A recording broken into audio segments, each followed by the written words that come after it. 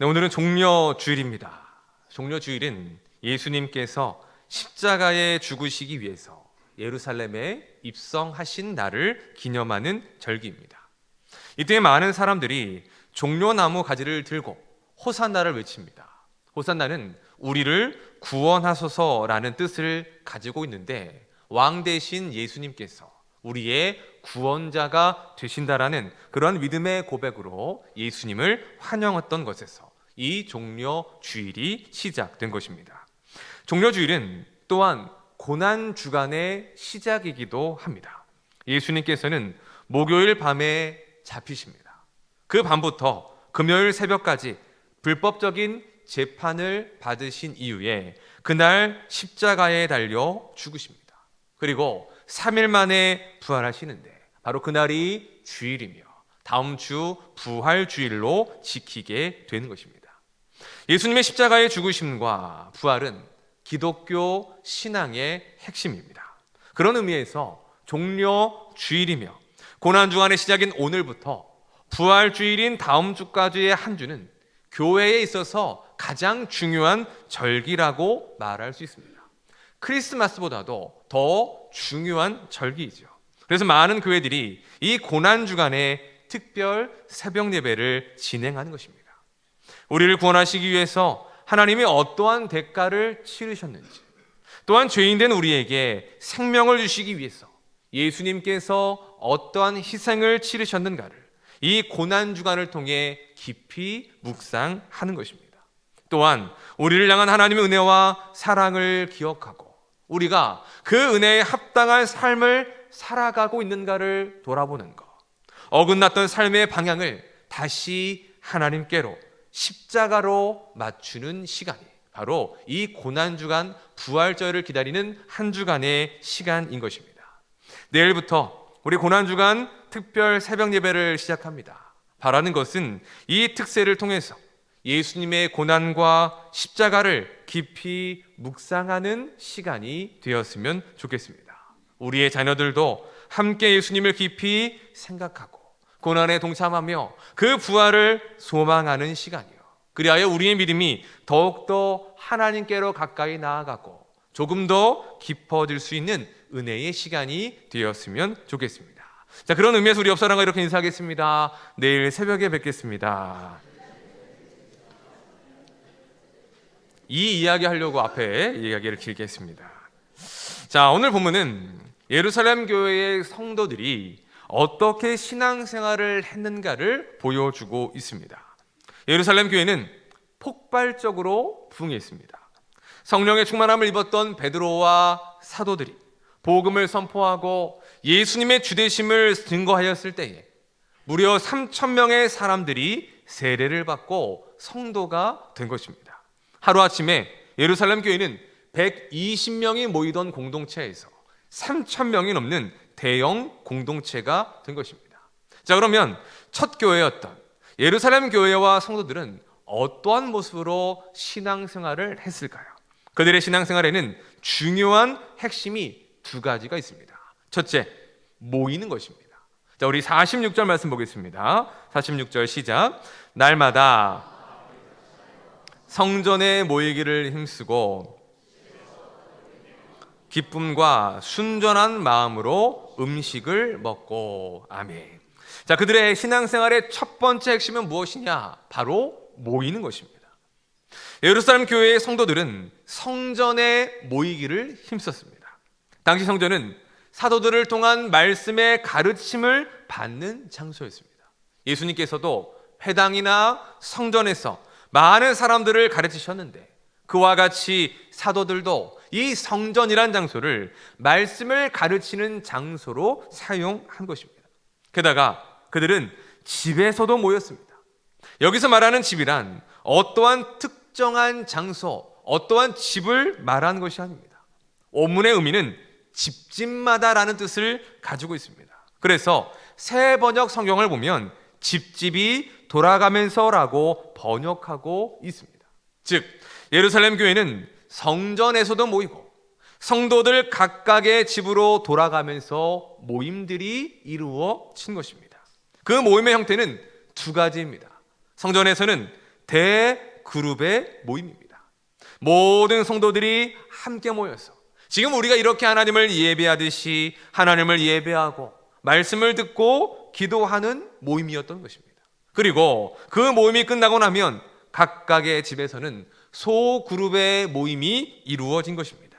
우리의 구역처럼 작은 그룹들로 흩어져서 각각의 집을 돌아가며 말씀을 나누고 삶을 나누고 또 준비한 음식을 나누고 기도하는 모임들의 형태로 그 초대교회의 모임들이 진행이 되었던 것입니다. 예루살렘 교회는 이미 시작부터 3,000명 이상이 모이는 공동체였습니다. 그렇기 때문에 대그룹만으로는, 하나님 앞에 한 번에 모이는 그러한 예배만으로는 성도의 교제가 온전히 이루어질 수가 없었던 것이죠. 그래서 소그룹으로 모여서 그곳에서 조금 더 깊이 있게 삶과 말씀을 나누는 그와 같은 친밀한 교제가 이루어지게 된 것입니다. 그만큼 예루살렘 교회는 이러한 성도들의 모이는 것을 매우 중요하게 여겼던 교회 공동체인 것입니다. 여러분, 교회가 무엇입니까? 교회는 하나님의 부르심을 받은 사람들이 바로 교회입니다. 여러분 믿으십니까? 건물이 아니라 사람이 교회인 것입니다. 저와 여러분 한 사람 한 사람이 교회지만 그렇게 모인 이들의 모임이 바로 교회인 것입니다. 혼자이기보다는 모임, 그리고 공동체를 교회라고 말하는 것이죠. 여러분 또 성도라는 단어의 뜻을 아십니까? 우리가 보통 직분을 받지 않으신 그런 분들을 대상으로 누구누구 성도님이라고 말을 하는데, 사실 이 성도란 단어를 풀어보면 거룩할 성자에 무리 도자를 사용합니다. 성도라는 단어 자체가 단수, 개인을 지칭하는 것이 아니라 복수, 무리를 상징한다는 것입니다. 거룩한 무리, 거룩한 모임, 거룩한 공동체가 바로 성도인 것이죠. 이것이 무엇을 가르쳐 줍니까? 교회는, 성도는 사람들의 모임이자 공동체라는 것입니다. 바꿔 말하면 모이지 않는다면, 공동체에 속하지 않는다면 그것은 성경에 말하는 교회나 바른 믿음과 신앙을 가진 성도라고 말할 수가 없다는 것입니다.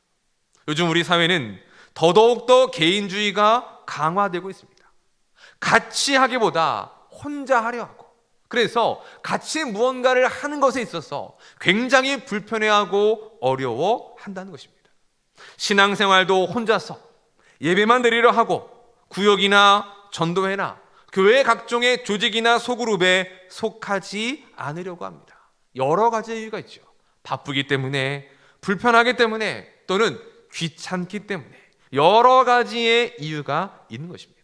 하지만 우리의 신앙생활이 성경적인 신앙생활이 되고자 한다면, 우리의 믿음이 하나님께서 우리에게 주시는 말씀대로의 믿음 생활이 되기를 원한다면 우리는 성경대로 행해야 하는 것입니다. 그것이 무엇입니까? 모이는 것입니다. 대그룹으로 모여서 하나님을 예배하고, 그리고 나서는 각각의 소그룹, 구역과 전도회 등 각각의 모임으로 흩어져서 그 모임이 이루어져야 하는 것입니다. 둘 중에 하나만 해서는 안 됩니다. 둘 다가 이루어져야 하는 것이죠. 대그룹의 예배로 모였다면 소그룹으로 흩어져서 또한 그 모임이 하나님 안에서 이루어지는 모임이 되도록 해야 하는 것입니다. 46절은 말하고 있습니다. 날마다 마음을 같이하여 모이기를 힘쓰고. 우리가 주목할 것은 힘쓰다라는 것입니다. 그들은 무엇에 힘을 썼습니까? 먼저는 모이기를 힘썼습니다. 그런데 모이기만 힘을 쓴 것이 아닙니다.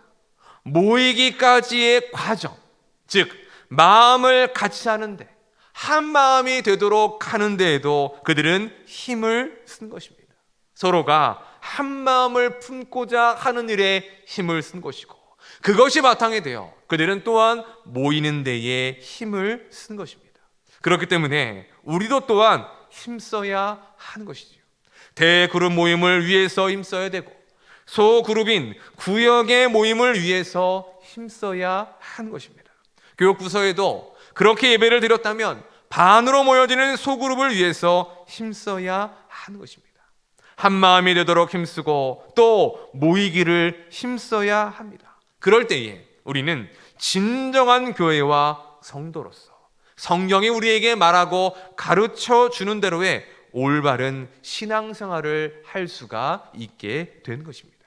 사랑하는 여러분, 서로가 한 마음이 되도록 힘쓰고 또한 우리 모두가 모이기를 힘쓰는 그러한 예산한 공동체가 되기를 주님의 이름으로 축원합니다. 자, 그러면 두 번째 핵심은 떡을 떼었다는 것에 있습니다. 자, 우리 다시 한번 46절 말씀을 보겠습니다. 시작. 날마다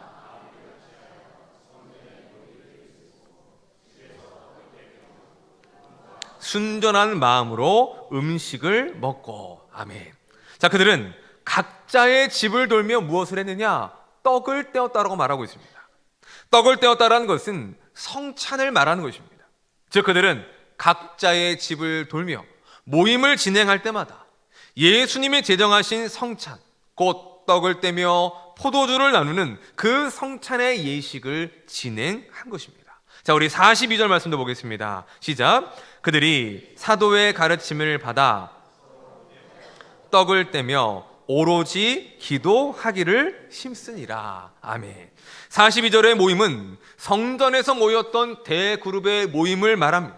그때에도 무엇을 합니까? 사도의 가르침을 받고 또한 떡을 떼는 성찬의 예식을 진행한 것입니다. 대그룹이나 소그룹이나 그들은 모일 때마다 예수님의 떡, 예수님의 살과 피를 나누는 그 성찬을 행하고 있음을 우리에게 보여주고 있는 것이죠. 그러면 왜 그들은 모일 때마다 이 성찬을 진행한 것일까요? 먼저는 예수님을 기념하기 위한 것입니다. 떡은 손으로 찢어서 나누게 됩니다. 이 찢어진 떡이 바로 우리를 위하여 찢기신 예수님의 몸을 상징하는 것입니다. 그리고 포도주를 또한 나눕니다. 예수님께서 우리를 위하여 십자가에 흘리신 그 보혈을 상징하고 그 포도주를 함께 나누게 된 것입니다. 떡을 떼며 포도주를 나누며 주와 그리스도가 되시는 예수님을 기억하는 시간이 바로 성찬인 것입니다. 또한 내가 얻은 영생이 예수님께로부터 왔음을 기억하고 감사하는 것. 그렇기 때문에 우리가 모일 때마다 그 가운데 임재하시는 성삼위 하나님을 예배한다라는 그 신앙의 고백이 바로 이 성찬 예식에 담겨져 있었기 때문인 것입니다. 또 하나의 이유는 그 자리에 모인 이들이 주의 살과 피를 나눈 온전한 하나가 되었음을 기억하기 위함이었습니다. 그 자리에 모인 이들은 하나로 묶여질 수 없는 사람들이었습니다. 신분의 차가 있었고 너무나도 서로 다른 삶이 다른 사람들이 모여 있었던 것이지요. 그런데 이제는 그들 모두가 예수님의 살과 피를 먹고 마십니다. 예수님을 통해 연결되는 것이고 예수님의 살과 피를 나눈 온전한 하나가 그 성찬을 통해 이루어지게 된 것입니다. 어떤 것으로도 끊을 수 없는 하나됨과 친밀함의 교제가 예수님의 살과 피를 대하고 먹음으로 그것이 이루어졌음을 그들 모두가 확인하는 시간이 바로 성찬 예식인 것입니다.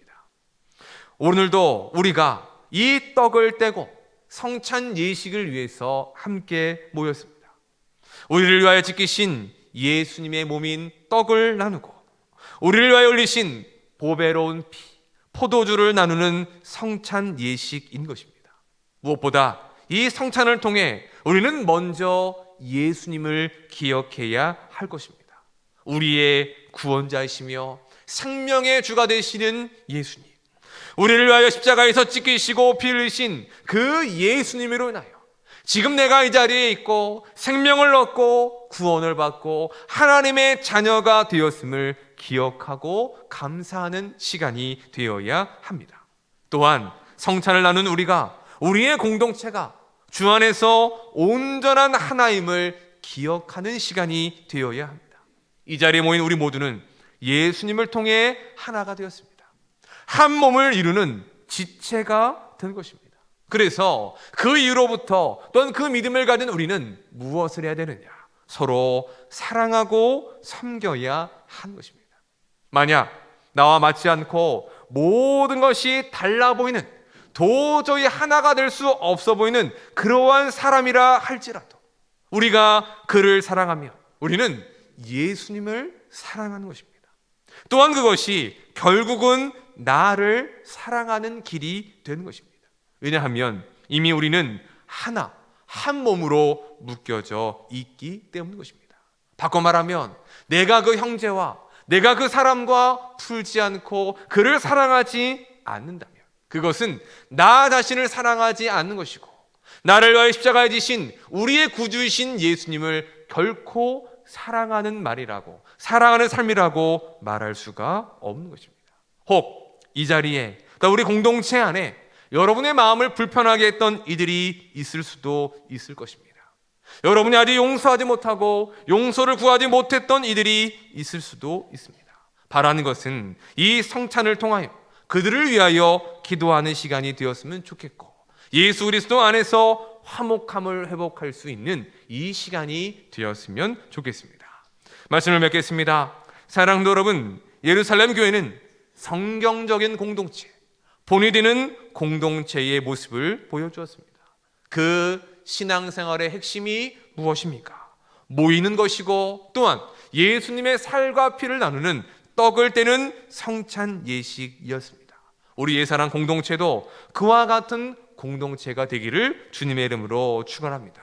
바라기는 오늘의 성찬을 통해서 예수님을 기억하고 감사하는 시간이요, 또한 우리가 주 안에서 온전한 하나임을 깨닫고 예수 그리스도의 사랑 안에서 서로 사랑하고 섬길 수 있는 그런 공동체가 될 수 있기를 소망하며 나아가는 우리 모두가 되실 수 있기를 주님의 이름으로 간절히 축원합니다. 이어서 성찬식을 진행하도록 하겠습니다.